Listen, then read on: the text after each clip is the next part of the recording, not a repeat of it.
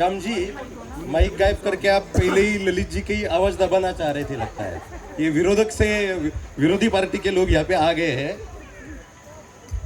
Actually एक लंबे lockdown के बाद 6-7 महीने के लॉकडाउन के बाद कहीं किसी परिवार में अगर शादी हो और वो शादी भी डेस्टिनेशन मैरिज भी कहा तो गोवा जैसी जगह पे हो, वहाँ पे एक सुहानी शाम हो, वो भी समुंदर के किनारे, नाच गाना, अच्छे व्यंजन, और उसमें ही बीच में कहीं एक सोशल इवेंट आ जाए तो शायद कुछ हद तक कुछ लोगों का चेहरा थोड़ा सा चेंज हो गया है। बट आज का ये जो इंटरव्यू है, आज की देश की जो स्थिति है, इस देश के स्थिति पे लेके या देश की चिंता जिसको है, ऐसा व्यक्ति आज हमें एक इंटरव्यू देने जा रहा है। आज अगर हम देखें तो देश में एक ट्रेंड चल रहा है। 2014 में जब आदरणीय प्रधानमंत्री नरेंद्र जी मोदी जब प्रेसिडेंशियल कैंडिडेट बन के जनता के सामने जा रहे थे, पीएम कैंडिडेट बन के जनता के सामने जा रहे थे, तो 2014 में उन्होंने कुछ वादे किए थे जनता से, और 2014 से लेके तो 2019 तक उन्होंने सभी वादे अपने पूरे किए। फिर वो 3 तलाक हो, आर्टिकल 360 हो, या आर्टिकल 370 हो, या तो राम मंदिर हो, ऐसे कई बड़े बड़े मुद्दे जो थे, जो कि बरसों से हमारे देश के बड़े मुद्दे थे, वो सब उन्होंने वो पहले 5 साल में पूरे किए।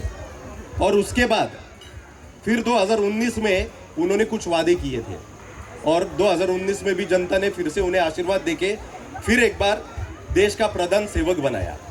तब उन्होंने किसान को लेके भी कुछ आश्वासन दिए थे, और वो आज पूरा करने का जब समय आया तो एक नया ट्रेंड चल रहा है। कोई भी नया बिल आता है, कोई भी नया कानून आता है, तो विरोधी पार्टियां जो है वो उसमें कुछ ना कुछ नुक्स निकल के आंदोलन, अनशन, ये सब चीज़ें करते रह रही है। तो अभी भी किसान आंदोलन बड़े जोर शोर से चल रहा है। वैसे तो देखा जाए तो एक ही जगह पे चल रहा है, और किसान बिल के विरोध में ये जो आंदोलन चल रहा है, खैर अभी तो वो कृषि कानून बन चुका है। तो आखिर क्या है ये कृषि कानून, ये सब हम आपसे जानना चाहते हैं। और जो विरोधी बोल रहे हैं या जो आज हवा चल रही है, वो किस हद तक सही है, ये कानून में क्या क्या प्रावधान है, वो कानून किसान को कैसे आत्मनिर्भर बनाएगा, इन सब के बारे में मैं आपसे जानना चाहता हूँ। पहले बात तो ये बताइए, आप किसान हो? तो आपको क्या लगता है किसान ने सूट नहीं पहनना चाहिए? नहीं, भारत के किसान ने अच्छे कपड़े नहीं पहनने चाहिए? नहीं, तो किसान का सर्टिफिकेट क्या होता है? नहीं, फिर भी मेरा सवाल है कि आप किसान हो? मैं किसान हूँ इसलिए आप मुझे पूछ रहे होंगे, नहीं तो आप मुझे क्यों पूछ रहे फिर सवाल? नहीं, मैं वैसे देखा जाए तो एक देश का जो अग्रणी है, और अलग अलग सामाजिक संगठन हो, व्यापार संगठन हो, या इंटरनेशनल प्लेटफॉर्म पे भी जो देश का प्रतिनिधित्व करते हैं, जैसे कि UICC है, हु है, ऐसे भी अलग अलग संगठन का कैट भी है। नहीं, कैट, मैं इंटरनेशनल की बात कर रहा हूँ। कैट तो है ही, प्रवीण जी अगर यहाँ पे है और हम कैट का नाम न ले, ऐसा तो हो ही नहीं सकता है। तो मैं इसलिए पूछना चाह रहा हूँ कि किसान के बारे में आप कैसे बताओगे, यानी आपका पर्सनल कोई एक्सपीरियंस है किसान के बारे में, वो मैं जानना चाहता हूँ। आप तो देश के नेता हो। हमने कई बार देखा है कि कई पॉलिटिशियंस के इनकम टैक्स के बारे में चर्चाएं होती है कि उन्होंने टेरेस पे खेती करके फूल गोभी उगाई और 10 करोड़ कमाए। तो ऐसे आपने भी ऐसा किया कि किसान वही नहीं मैं हूँ जानना चाह रहा था। ऐसा किसान नहीं हूँ मैं। पिछले 30 सालों से मैं खेती करता हूँ, ये शायद बहुत लोगों को पता भी नहीं है। अब खेती करना क्या होता है, मेरी खुद की खेती है, उसमें अनाज उगता है, अलग अलग किस्म के अनाज उगते हैं, वो अनाज हम प्रोसेस भी करते हैं और बेचती भी है, इसी को किसान कहते हैं। अब किसान खेती किस तरह से करता है, ये हर किसान के ऊपर है और उसे दिशा देने वाले लोगों के ऊपर है। तो आप बिल्कुल किसान के हैसियत से मुझे कोई भी सवाल पूछ सकते हैं। अभी सबसे पहला सवाल तो मेरा यही है कि इस सब माहौल में आपको ये कल्पना कैसे सूझी, और ये सब रंग में आपने ये रंग कैसे डाल दिया? देखो, हम सारे लोग इस पृथ्वी पर है, तो अनाज हमारे लिए अपरिहार्य है। सब चीज़ों के लिए आपको वो सब्स्टिट्यूट मिलेगा, लेकिन अनाज का कोई सब्स्टिट्यूट नहीं है। आपको ये सारा, हम जो चीज़ें करते हैं, व्यापार करते हैं, खेती करते हैं, या जो भी काम करते हैं, किस लिए करते हैं, ये पेट भरने के लिए करते हैं। पेट भरने के लिए हम कोई और प्लास्टिक का ग्रैन्यूल नहीं खा सकते, अनाज ही खाना पड़ेगा और अनाज सिर्फ किसान ही उगाता है। और मित्रों, मुझे पता है आप में से अधिकांश लोगों को पता ही होगा, जैसे प्रवीण जी ने भी मुझे अभी याद दिलाया आते ही, कि आज राष्ट्रीय किसान दिवस है। हम बहुत सारे काम करते हैं लेकिन ऐसे दिनों को भूल जाते हैं। और ये इससे बड़ा मौका क्या होगा कि मेरी बेटी की शादी में हम किसानों को भूल जाएं, वो भी राष्ट्रीय किसान दिवस पर। इससे बड़ा औचित्य भी क्या होगा। आज राष्ट्रीय किसान दिवस है और भारत के नहीं विश्व के सभी किसानों के प्रति हमारी भावनाएं, हमारा आदर व्यक्त करने के लिए और उनकी सही स्थिति हमारे सबके सामने आए, इसके लिए हमने आज इस विशेष उपक्रम का यहाँ पर इस शादी के रंगारंग माहौल में, आपको लगता होगा कि रंग में बेरंग करेगा, लेकिन ये बेरंग नहीं करेगा। कहीं ना कहीं हमारी आंखें खोल के हमें हमारे किसानों के साथ और इन किसानों के विकास के लिए काम कर रहे हमारे प्रधानमंत्री के साथ ताकत के साथ खड़ा करेगा। बिल्कुल सही कहा आपने। आज चौधरी चरण सिंह जी का जन्म जयंती मनाई जाती है, राष्ट्रीय किसान दिवस के रूप में मनाई जाती है। और ये औचित्य है कि आज ही ये प्रोग्राम होना, ये एक अपने आप में एक अलग ही चीज़ है। ललित जी, मुझे बताइए कि कानून, जो 3 कानून पास हुए हैं, तो उस 3 कानून के बारे में थोड़ी सी मैं जानकारी लेना चाहूँगा कि क्या कानून है, कैसे है कानून आप में। इंटरव्यू ले रहे तो आपको तो पता है कि कौन से 3 कानून बने हैं। नहीं, मैं किसान नहीं हूँ, जैसे कि मैंने आपको किसान नहीं तो इंटरव्यू लेने बैठे तो इतना तो स्टडी आपको करना चाहिए ना। मैं तो पहले आप बताइए कि कौन से 3 कानून पास हुए, फिर मैं बता दूँ क्यों बने हैं, क्या बने हैं। नहीं, बिल्कुल मैं उतना तो स्टडी करके बैठा हूँ। किसान भले ही नहीं हूँ, मगर उतना स्टडी तो करके बैठा हूँ। जैसे कि अभी 3 कानून जो आए हैं, तो उसमें कृषक उपज व्यापार और वाणिज्य विधेयक, ये पहला विधेयक है, अभी कानून बन चुका है। सेकंड है कृषि कीमत आश्वासन और कृषि सेवा करार, और तीसरा है अत्यावश्यक वस्तु संशोधन विधेयक। अभी ये जो 3 कानून है, इस 3 कानून के जो है विरोध वही मैं मैं बताना चाह रहा हूँ। ये तीनों कानून में कुछ न कुछ प्रोज है, कॉन्स भी है। तो हम अभी वही आपसे जानना चाहेंगे कि जो विरोधी बोल रहे हैं या जो लहर एक चल रही है, वैसे तो आम किसान, जो कि हमें भी सुनने में मिल रहा है, आम किसान तो इन सब कानून से काफी खुश है, मगर फिर भी कुछ सवाल तो मेरे भी मन में है ये कानून को लेते हुए। अगर हम पहले कानून की बात करें, जो कि फार्मर प्रोड्यूस, साथ ही बताता हूँ, हमें यहाँ बहुत ज्यादा टेक्निकल बोलने की आवश्यकता नहीं है, मगर उसमें जो मेन पॉइंट्स, अच्छा ठीक है बता दीजिए। हाँ, मेन जो farmer produce and trade commerce act है, नहीं वो इतना टेक्निकल बातें करने की आवश्यकता नहीं है। हमारे किसान अच्छी तरह से सादी भाषा भी समझता है। आपने कहा कि किसान की प्रगति होनी चाहिए, उससे इससे कानून का क्या फ़ायदा होगा। मैं खुद किसान हूँ, मैं आपको मेरा एग्जाम्पल भी दे सकता हूँ। आज भारत में हमारी जितनी उपजाऊ ज़मीन है, उससे आधा से ज़्यादा ज़मीन कोई कल्टीवेट ही नहीं करता है, वहाँ कोई खेती नहीं की जाती है। किसान को वो, जैसे आपने पहली बार सवाल पूछा कि आप किसान हैं क्या, हमें क्यों नहीं लगता कि हर किसान ऐसे सूट बूट पहन के आना चाहिए। बिल्कुल आना चाहिए, ऐसा ही होना चाहिए। तो किसान के 70 सालों में क्या किया आपने, क्यों नहीं किसान की हमारी प्रगति हुई। अगर ये कानून खराब थे तो इसका मतलब इसके पहले के कानून अच्छे होने चाहिए थे। अगर पहले के कानून अच्छे होते तो क्या किसान इतने सुसाइड करते हैं हमारे। ये कानून तो क्या आप नहीं करेंगे? क्यों करेंगे, ये कानून होगा तो सुसाइड क्यों करेंगे। अब चलो मेरे जैसा 100-150 एकड़ की खेती करने वाला तो सुसाइड नहीं करेगा, बट जो हमारा छोटा छोटा किसान है, जिसके पास खेती के लिए पैसे नहीं है, बीज के लिए पैसे नहीं है, फर्टिलाइज़र के लिए पैसे नहीं है, वो खेती करेगा कैसे। 70 साल में हमारी सारी व्यवस्था है सिर्फ ब्लैक मार्केटर्स के लिए बनाई गई, किसान तक कुछ पहुंचा नहीं। और किसान खुद को हमेशा छोटा समझता रहा, हालांकि वो सबसे ऊपर रहना चाहिए, उसे वो इज्जत मिलनी चाहिए, उसे वो प्रतिष्ठा मिलनी चाहिए। और हमारे प्रधानमंत्री ने यही बात उनके दिल में रखी है कि इस भारत का किसान सबसे शक्तिशाली होना चाहिए, आत्मनिर्भर होना चाहिए और हमारे बराबर बैठना चाहिए। इसीलिए ये कानून लाए। इस कानून की सबसे बड़ी विशेषता अगर मैं कहूँ तो किसान को आज जो सिस्टम है उसे उस गांव की मंडी में जाके ही वो माल बेचना पड़ता है, वो हम भी भुगत रहे हैं। हालांकि उसी पे मेरा अगला सवाल। हाँ तो हम, अच्छा ठीक है सवाल करिए। आपने जैसे बताया कि किसान को उसी मंडी में जाना पड़ता है, अब नहीं जाना पड़ेगा, एपीएमसी में बेचा जाता है। तो एपीएमसी अब खत्म हो जाएगी। वैसे देखा जाए तो आज एपीएमसी खत्म नहीं होगी। एपीएमसी, हम सारे लोग व्यापारी है मोस्टली यहाँ पर, कई लोग पेपर की खेती करते होंगे, हम एक्चुअल खेती भी करते हैं। लेकिन एपीएमसी सिस्टम बनाई थी किसानों को एक सुविधा के लिए, लेकिन इसका गलत मतलब निकाल के एक राजनीतिक अड्डे बन गए हैं और यहाँ किसानों को शोषित किया जाता है। उसका माल किस रेट पे लिया जाता है और बाज़ार में हमें किस रेट में मिलता है, इसमें बहुत बड़ा गैप है। इसमें कई बार लोग बोलते हैं कि बिचौलिए व्यापारी ये वो, व्यापारियों को क्रिटिसाइज करना चाहिए, ऐसा नहीं है। लेकिन एक पॉलिटिकली मोटिवेट होकर हमारे किसानों को चूसने का काम सालों तक रहा। उसका 1 रुपये में लिया जाता है चीज़, बाजार में हमें 5 रुपये में मिलती है, किसान को 1 रुपया ही मिलता है। तो ये बीच वाला गैप कम करने के लिए प्रधानमंत्री मोदी जी ने किसान को आज़ादी दी है कि उससे मुझे नहीं उसकी लगता ये फसल उसका कोई विकल्प है। नहीं, विकल्प नहीं है, नहीं है। उसे कहीं भी जाके उसकी फसल बेचने का परमिशन होना चाहिए, उसे आज़ादी होनी चाहिए। उसे जहाँ लगे कि मुझे यहाँ अच्छा दाम मिला है उसको वहाँ बेचने के लिए कोई रोक टोक नहीं होनी चाहिए। एपीएमसी जाके उसको अच्छा लगता है कि यहाँ मुझे रेट अच्छा मिला तो एपीएमसी में जाएगा। नहीं, मगर इससे दूसरी चीजें होगी।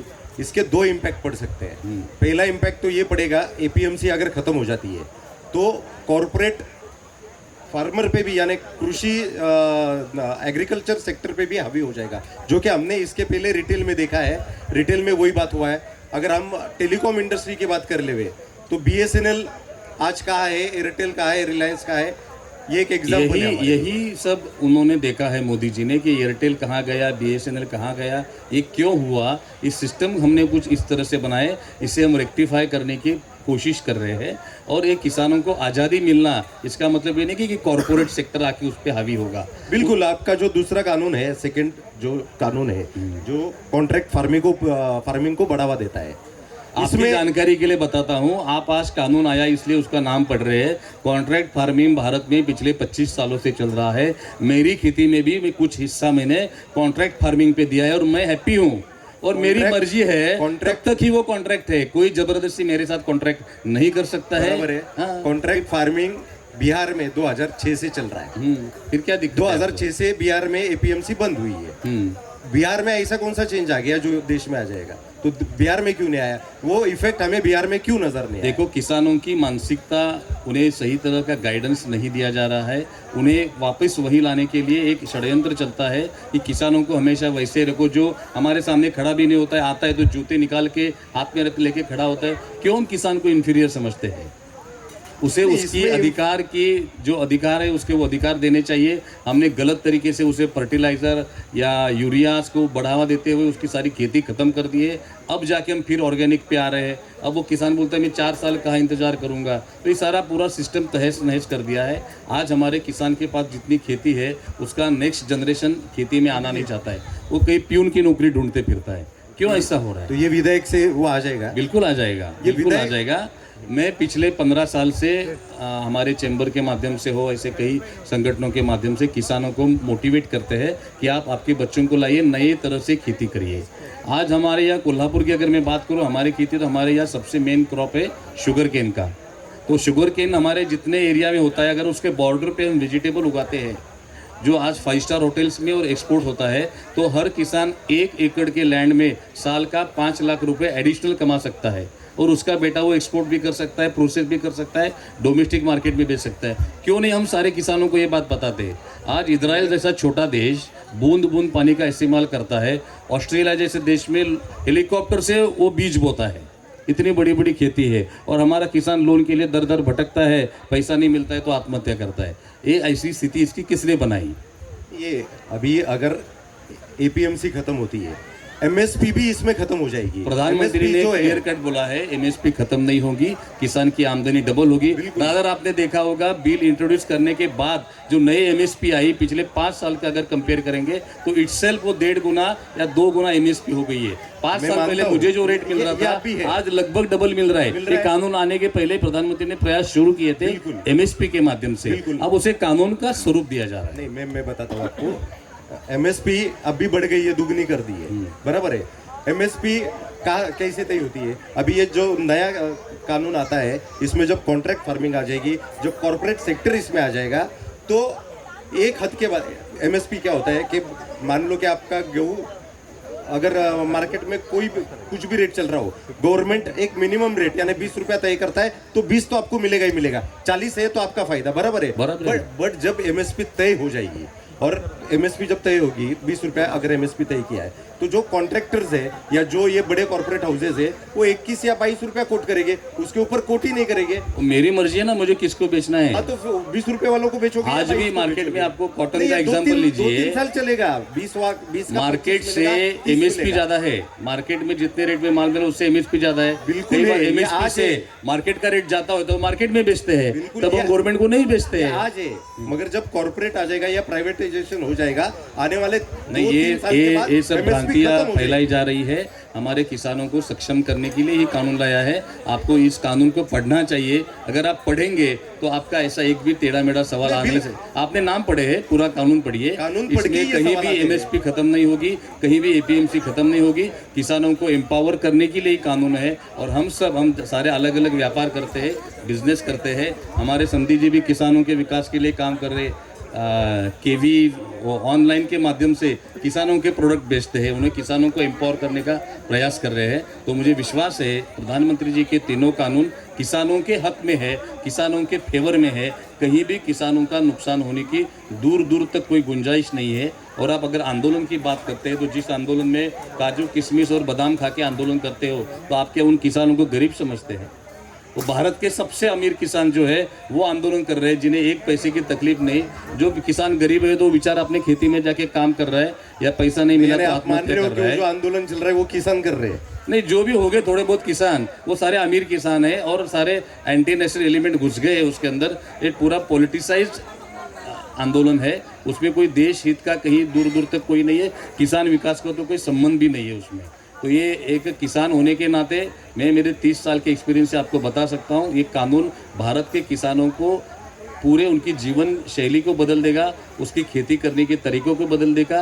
और आज हमारे भारत में जो 50% लैंड अनकल्टिवेटेड है वो भी कल्टिवेट में आएगी। आज जिस खेती को मैं कुछ भी नहीं कर रहा हूँ, अगर वो कोई कंपनी आके कॉन्ट्रैक्ट फार्मिंग में ले लेती है तो मेरे घर का क्या जा रहा है? मुझे तो कुछ ना कुछ रेवेन्यू मिलेगा। और हम भी जितने कॉन्ट्रैक्ट करते हैं 1 साल का ही करते हैं। वो कॉन्ट्रैक्ट हमारी मर्जी हुई तो ही हम रिन्यू करते हैं। ये कोई हमारे पर कंपल्सन नहीं है कि आप 5 साल करो, 10 साल करो। उसको हमारे खेती पे कोई अधिकार नहीं है। जितना क्रॉप आता है उसी के ऊपर उस कंपनी का अधिकार आता है। आज पंजाब में भी 25% से ज़्यादा कॉन्ट्रैक्ट फार्मिंग कई सालों से है, महाराष्ट्र में है, कई राज्यों में है। मैं खुद भी मेरा कुछ हिस्सा कॉन्ट्रैक्ट फार्मिंग के दिया हूँ, तो इसमें कोई गलत नहीं है। हमारी मर्जी के ऊपर है मुझे देना है या नहीं देना। अब भी आपकी मर्जी पे है। 3 साल के बाद तो सिनेरियो चेंज हो जाएगा ना, सब कॉर्पोरेट ही आ जाएगी। नहीं, ऐसा कोई गुंजाइश नहीं है। नहीं ऐसा है। नहीं है, बिल्कुल नहीं है। इसमें किसानों के हक को पूरी तरह से सुरक्षित रखा गया है।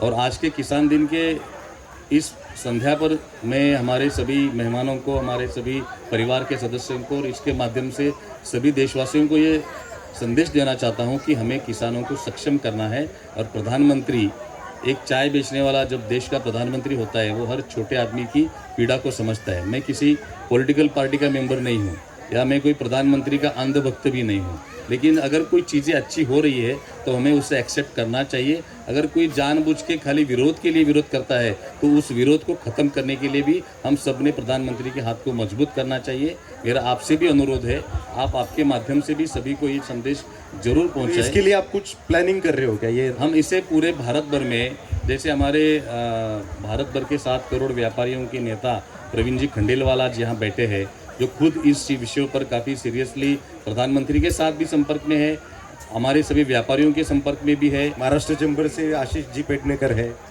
कहाँ है? आशीष जी पेडनेकर भी यहाँ पे आए हुए हैं।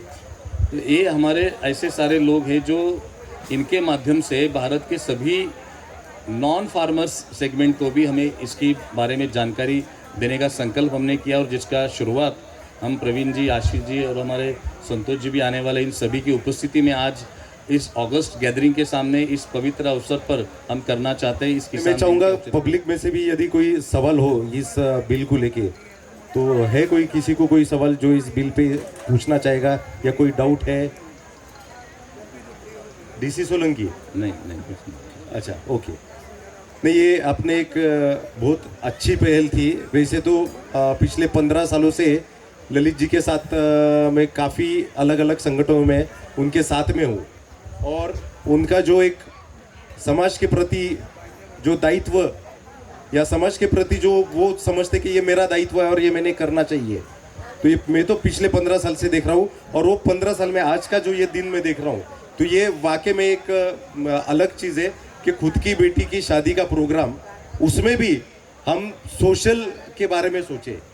वैसे तो आपका आधे के ऊपर लाइफ पूरा सोशल में गया है।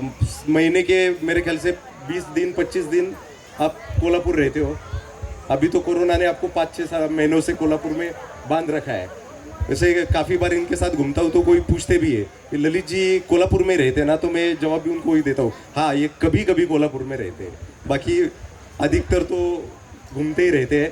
तो वाकई में पूरे पब्लिक के तरफ से भी मैं आपको बहुत बहुत धन्यवाद देना चाहूँगा कि आज एक खुद के बेटी की शादी के बेला पर और एक आनंदमय प्रोग्राम में कुछ एक सोशल इवेंट उसमें डाल देना और उसके माध्यम से जन जागरूकता करना, ये वाकई में काबिले तारीफ है। देखो, जिस समाज में हम रहते हैं उस समाज का हर व्यक्ति खुश होना चाहिए, आनंदी रहना चाहिए। ऐसा नहीं हो कि हम सब खुशियाँ मनाएं और आधे से ज़्यादा जनता भूखी सोए। ये हमारे लिए भी कोई आनंद व्यक्त करने की बात नहीं होती बहुत है। खूब, बहुत हमारा हर किसान वो अपने परिवार के साथ खुश रहना चाहिए। ये उसका आपकी पेट भी लाइन भरना पब्लिक चाहिए। ने किसी ने सुनी नहीं शायद। ये चालू है, आवाज आ रहा है आगे? नहीं, तालियां नहीं आई ना वो। नहीं, तालियों के लिए नहीं होता है, वास्तविक हमारी फीलिंग ऐसे ही होनी चाहिए कि समाज में सिर्फ हमें अधिकार नहीं है, आनंद लेने का अधिकार सबके लिए है और समाज के हर व्यक्ति के लिए है। तो मौका कोई भी हो, हमें सबकी चिंता करनी ही चाहिए। मैं आपको धन्यवाद देना चाहता हूं कि आपने इस तरह के एक अनोखे पहल का आयोजन किया और हमें हमारे कुछ विचारों को समाज के सामने रखने का अवसर प्रदान किया। धन्यवाद, बहुत बहुत धन्यवाद। और एक करेक्शन करना चाहूंगा, ना तो ये उद्धव ठाकरे है और मैं तो संजय राउत बिल्कुल भी नहीं हूँ। Thank you. आज के इस